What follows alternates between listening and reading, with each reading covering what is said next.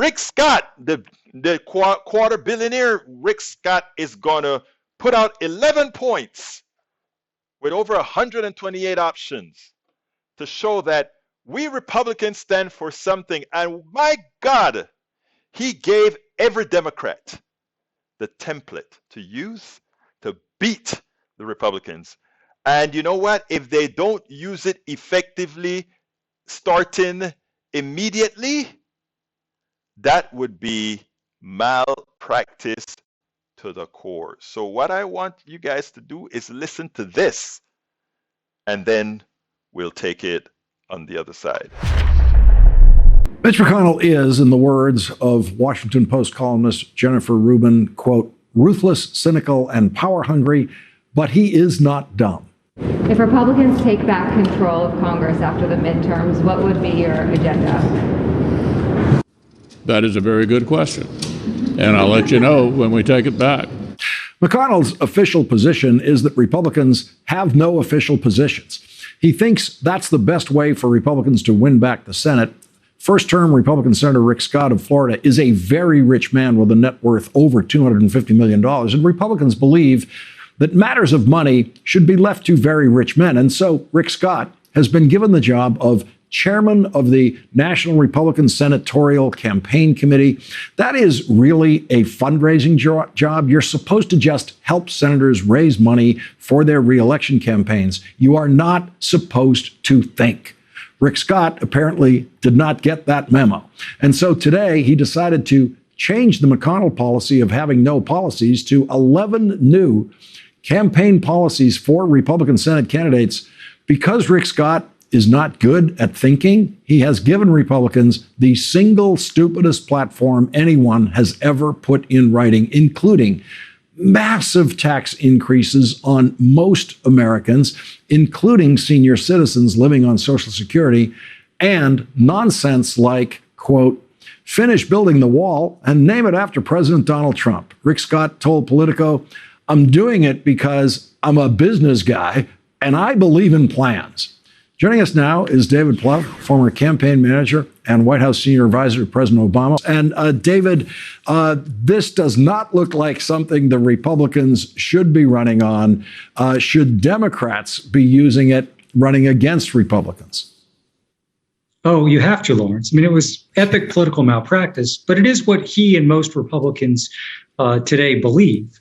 And I have learned that political arguments have to be believable. So let's back to 2012. You might recall Mitt Romney and Paul Ryan ran around the country accusing Barack Obama of wanting to destroy Medicare. Well, voters might have thought a lot of things about Barack Obama. They didn't think he was going to gouge Medicare. So this is believable that Republicans, if they take over, would raise taxes on working people. And so what McConnell wants to do is play four corners. To use a Kentucky basketball saying, he likes his position and he wants to just have the Democrats basically be on trial and have it be a referendum. Democrats now have a pretty compelling argument on economic policy. They've stated, Rick Scott, said very clearly, they're going to raise taxes on almost every working American and every senior citizen on Social Security and shower the wealthiest people and corporations with big tax cuts. Education plan, ban books, stop teaching history because they don't think our kids can handle the truth.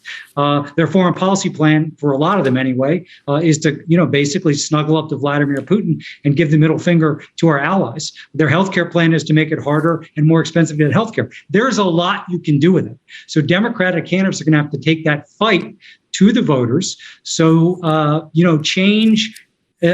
That question of Republicans, one is we should get change. Right direction is not good. We've dealt with the pandemic. You've got to basically focus people and say, be very, very careful, because if they get power, here's what they're going to do.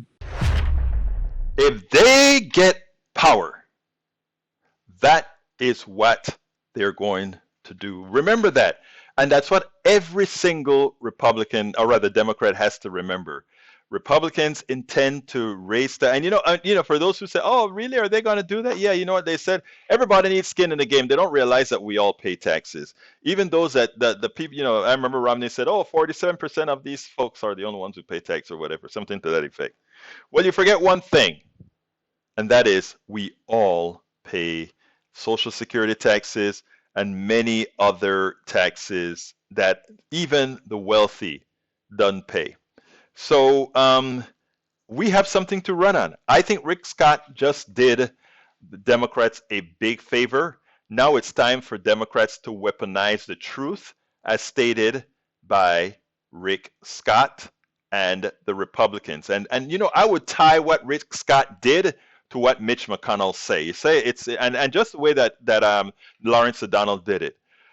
What Mitch McConnell says, he's not going to tell you what he's going to do for you until he wins the election.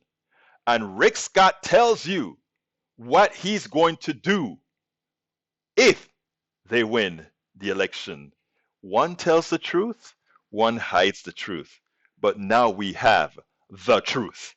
And that is what we have to come with, folks. That is what we have to come with. Well, we spend a lot of time deconstructing the news, trying to parse it into a form that everybody can understand. We try to find those little nitpicks where it flies above the fray, etc.